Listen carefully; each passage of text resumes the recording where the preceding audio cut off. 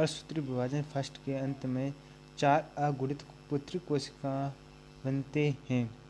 और कथन दूसरा, पैकाइटिन अवस्था के अंत में समजात गुणसूत्रों के मध्य पुनर्योजन पूर्ण होता है।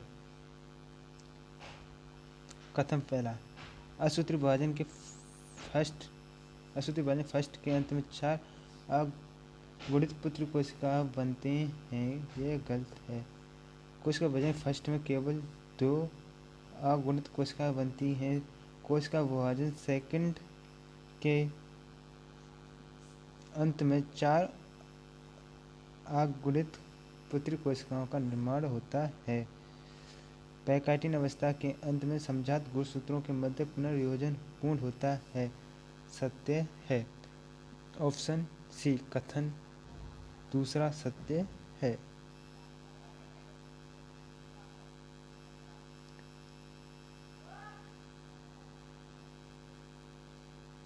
कॉलम ए कॉलम 2 का मिलान। एम अवस्था की अवधि 5% अवस्था। डीएनए पृथक्करण एस अवस्था। अंतरावस्था की अवधि 95%। उपापचय रूप से सक्रिय कोशिकाएं किंतु विभाजन नहीं करती G0 अवस्था।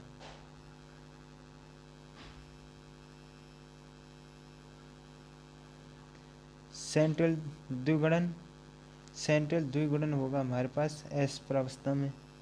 शांत अवस्था G0 अवस्था। एम अवस्था तथा एस अवस्था के बीच अंतराल G2 अवस्था। द्वितीय अंतराल अवस्था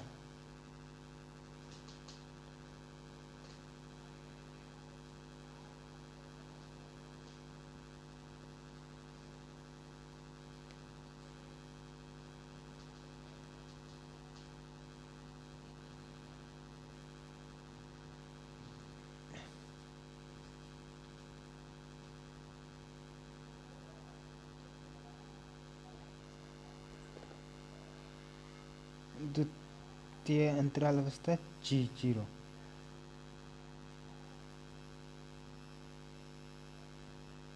कोशिका विभाजन की किस अवस्था में गुणसूत्रों की संख्या को अच्छी तरह से गिना जाता है? मेटाफेज।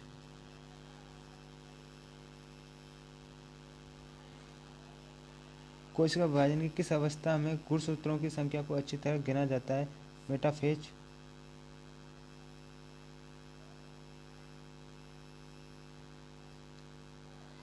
मियोसिस की एनाफेज सेकंड अवस्था में प्रत्येक क्रोमोसोम में होता है।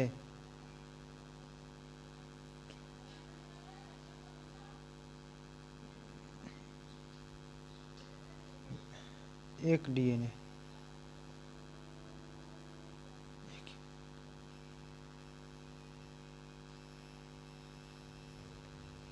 कैरियोकाइनेसिस किस अवस्था के दौरान गुणसूत्र सर्वाधिक कुंडलन प्रदर्शित करते हैं? मेटाफेज में।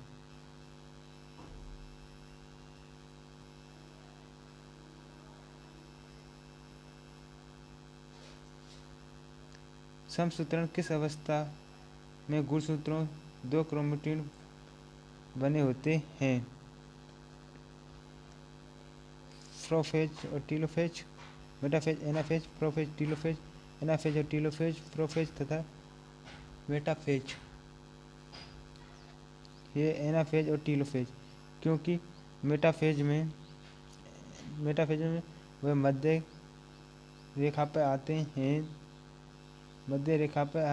हैं और एनाफेज में ये सेंट्रोमियर टूट जाता है और ध्रुवों पर एक एक क्रोमेटिड चला जाता है। इसलिए एनाफेज और टीलोफेज में एक एक क्रोमेटिड होता है। Option C.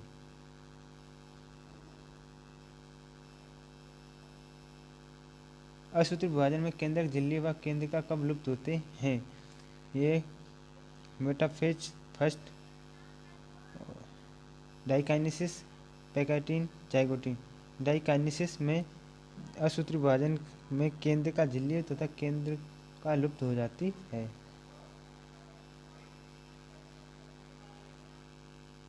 असूत्री विभाजन में सेंट्रोमियर का विभाजन कब होता है? एनाफेज सेकंड में सेंट्रोमियर का विभाजन होता है।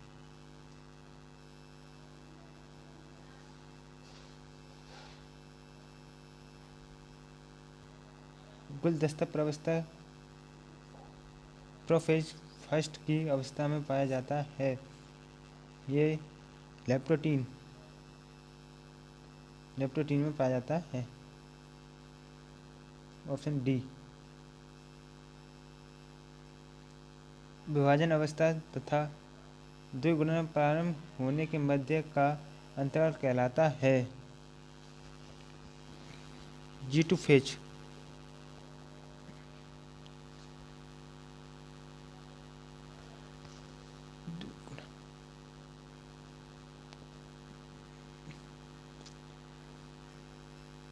विभाजन अवस्था तथा द्विगुणन प्रारंभ होने के मध्य का अंतराल कहलाता है G1 फेज।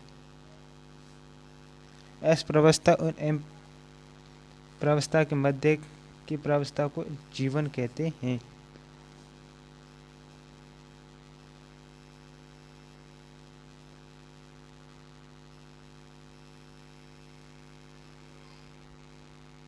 काजमेटर का वाइब्रेंट सिरों की तरफ सरकना कहलाता है पारगतिक क्रम। उपांति भवन कहलाता है।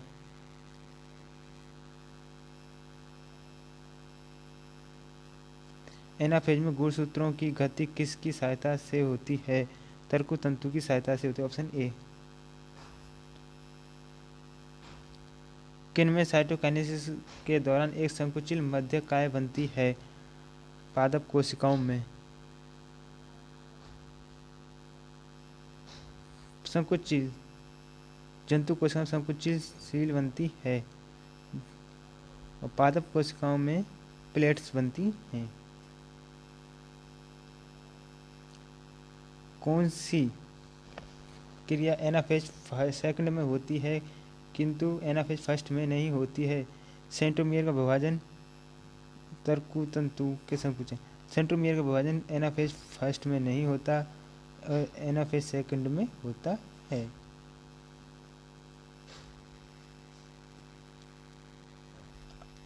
G2 अवस्था के दौरान एक द्विगुणन कोशिका में डीएनए की मात्रा किसके बराबर होगी? 4 गुणित कोशिका के बराबर होगी। Option C. Option B. पादप में साइटोकाइनेसिस किस क्रम में होता है? अपकेंद्रीय।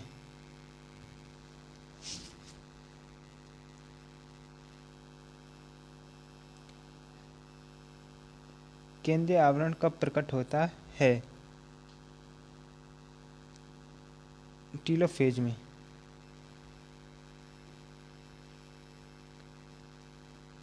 असूत्री विभाजन में गुणसूत्र विभाजन के कितने चक्र होते हैं? असूत्री विभाजन में गुणसूत्र विभाजन कितने चक्रों में होता है? गुणसूत्र विभाजन एक चक्र में होता है। Option D. वो भी एनाफेज सेकंड में। पूर्वावस्था में कौन सा लक्षण प्रदर्शित नहीं होता है? केंद्रक झिल्ली तथा केंद्रिका का गायब होना होता है। गुणसूत्रों का नजर आना होता है। क्रोमेटिन का संघनन होता है। क्रोमेटिन का विसंघनन यह नहीं होता। ऑप्शन डी सही है।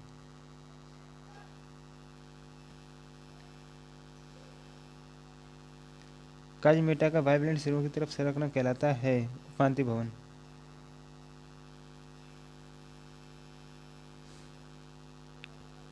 स्तंभ ए का सुमिलन स्तंभ 2 से करके सही उत्तर का चुनाव कीजिए।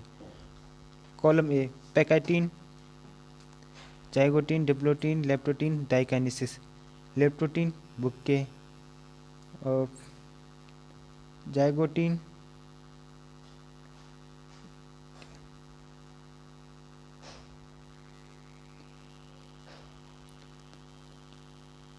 पैकाइटिन जिनविन उपांति भवन जिनविनवे।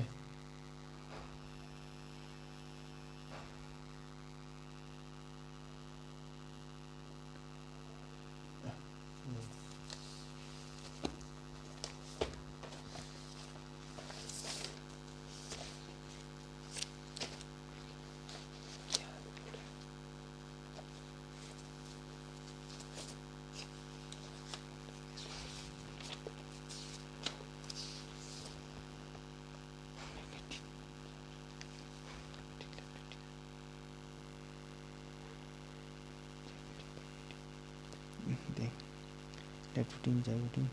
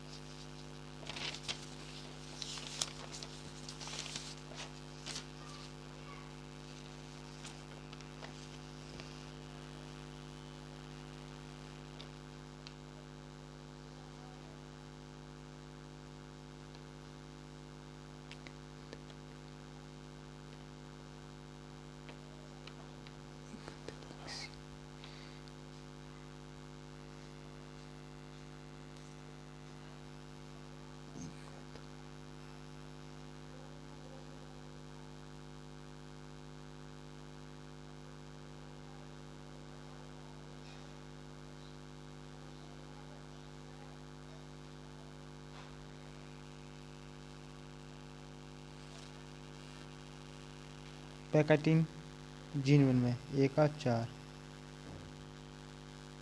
ए का 4, सी में बी जाइगोटीन युग्मन 5,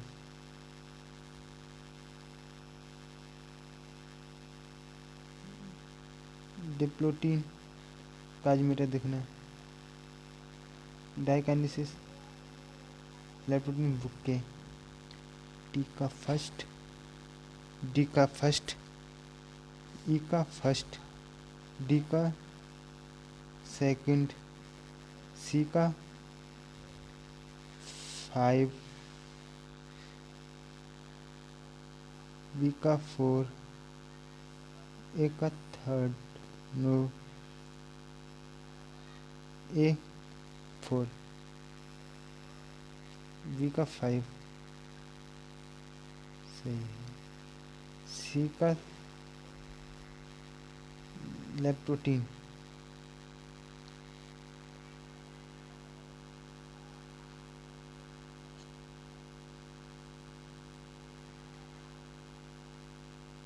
एक गलत है, कुछ ऑप्शन सही नहीं है। इसके ऑप्शन होंगे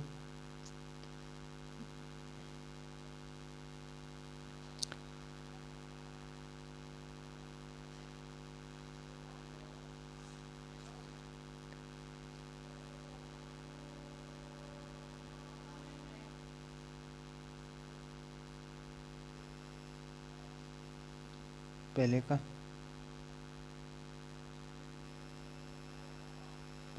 है इसमें जीनविन में, दूसरे जाइगोटीन का है युग्मन,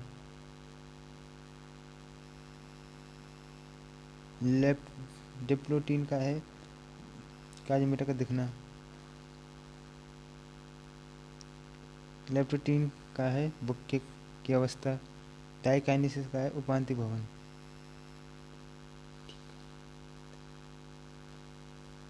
इसमें होगा ए का 3rd, ए का 4th, बी का 5,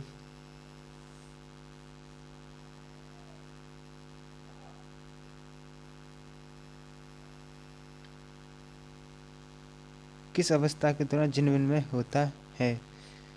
जीन विनिमय किस अवस्था के दौरान होता है?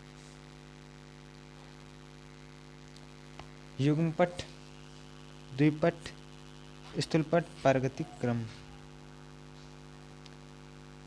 ये होता है द्विपट।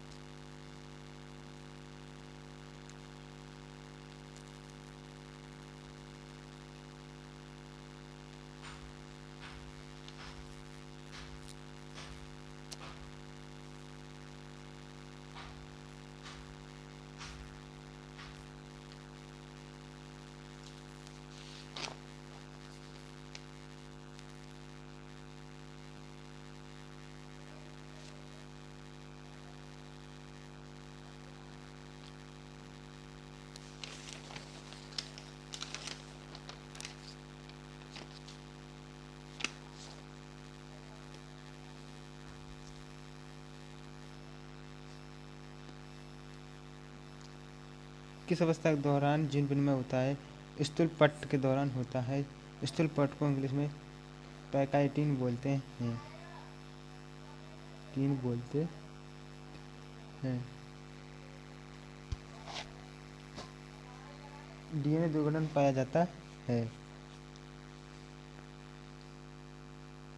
समसूत्री विभाजन और असूत्री विभाजन फर्स्ट, असूत्री विभाजन फर्स्ट और असूत्री विभाजन सेकंड। समसूत्री विभाजन केवल असूत्री विभाजन डीएनए द्विगुणन पाया जाता है। तीनों में ही डीएनए द्विगुणन पाया जाता है। Option B.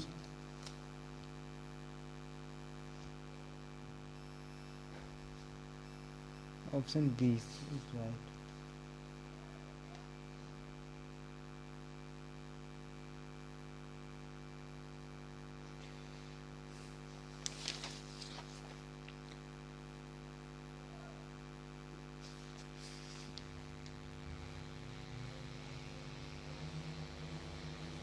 डीएनए द्विगुणन पाया जाता है। समसूत्री विभाजन असूत्री विभाजन फर्स्ट।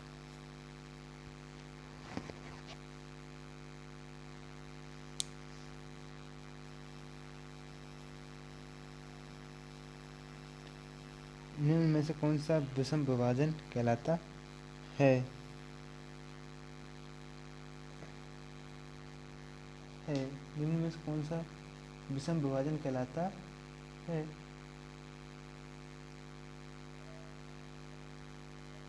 असूत्री विभाजन फर्स्ट।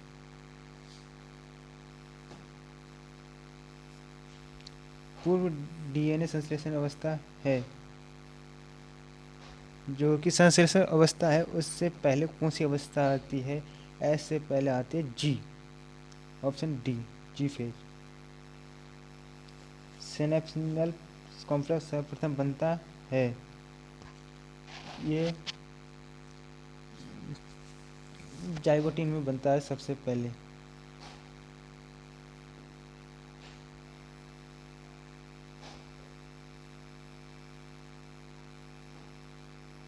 समसूत्री विभाजन की तैयारी अवस्था है इंटरफेज। Option A. समजात गुणसूत्रों के जोड़े बनने की प्रक्रिया कहलाती है सिनेप्स। Option D.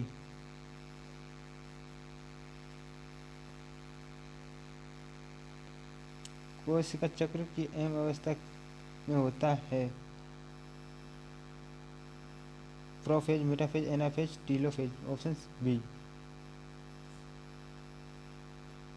यदि जीवन अवस्था में कोशिका द्विगुणित है तो ऐसी अवस्था में होगी, प्रवस्था के बाद होगी, वो 2n ही रहेगी, 2n ही होगी, क्योंकि ऐसी अवस्था में डीएनए की मात्रा दुगनी होती है, ना कि गुणसूत्रों की संख्या। इसलिए ऑप्शन ए।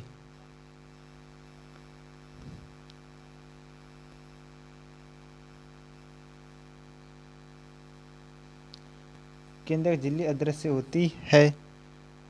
टीलोफेज,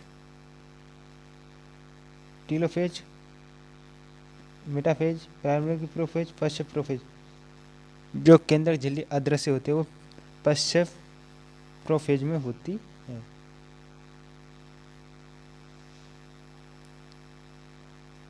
कोशिका चक्र की G2 अवस्था में क्रोमोसोम में पाए जाने वाले डीएनए संख्या होती है। कोशिका चक्र की G2 अवस्था में क्रोमोसोम में पाए जाने वाले डीएनए की संख्या होती है।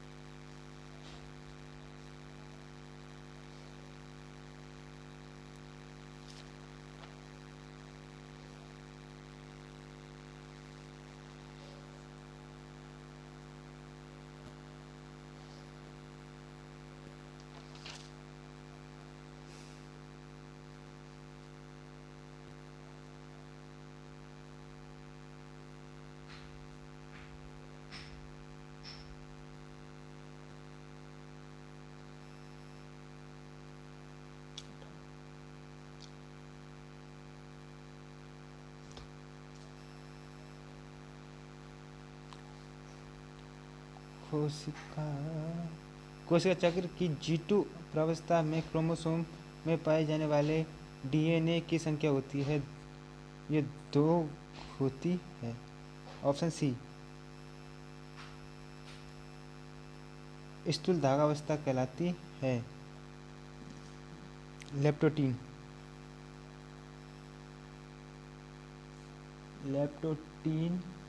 स्थूल धागा अवस्था कहलाती है।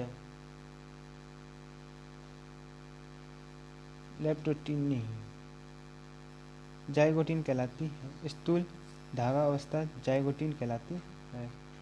जाइगोटीन पैकाइटीन स्थूल धागा अवस्था पैकाइटीन कहलाती है। किस अवस्था पर डीएनए दुगना हो जाता है?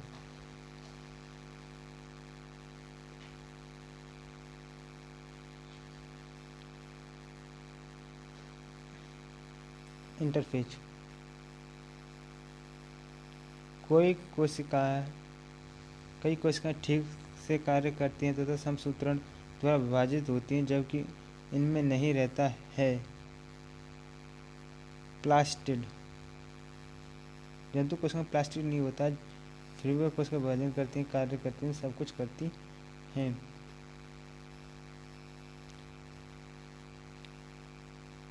सेंट्रोमीर किसके लिए आवश्यक होता है? अनुलेखन के लिए, विनिमय के लिए और गुणसूत्रों का ध्रुवों की ओर गति के लिए। सेंट्रोमीर ध्रुवों की ओर गुणसूत्रों का ध्रुवों की ओर गति के लिए आवश्यक होता है। ऑप्शन डी सुकेंद्रीय कोशिका के भीतर हिस्टोन प्रोटीन का संश्लेषण कोशिका चक्र किस अवस्था पर होता है? एस प्रावस्था के दौरान होता है। ऑप्शन सी जब किसी गुणसूत्र की युग्मन क्रिया पूर्ण हो चुकी हो तो कोशिका का किस अवस्था में प्रवेश किया जाना कहा जाएगा?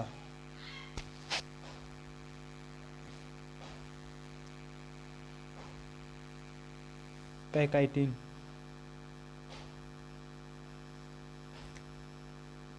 यदि किसी पादप कोशिका में N16 है तो अर्धसूत्री विभाजन की मेटाफेज में क्या दिखेगा?